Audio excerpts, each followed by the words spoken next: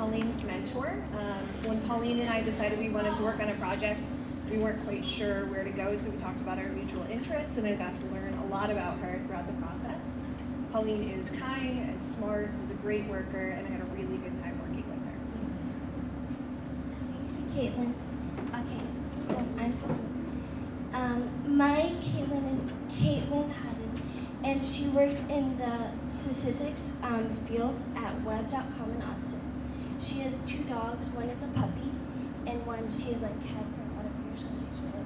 And then she likes to go to concerts a lot, so that's fun. Who likes music? Everyone likes music, right? It like brings us happiness.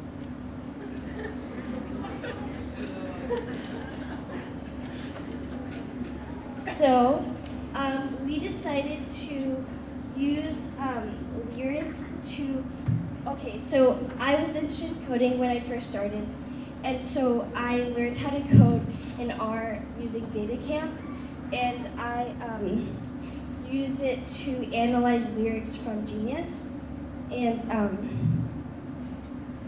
we went to a lot of open source coding websites where you can just like copy the code from the website and then put it into like the coding website that you're coding onto.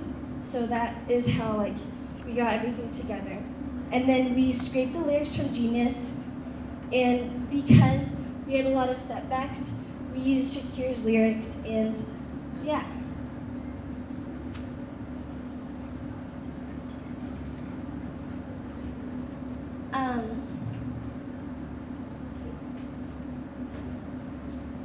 My magical experience intrigued me about thinking about the future and like ideas that I could have to like expand my project and to like make it better and more like interesting,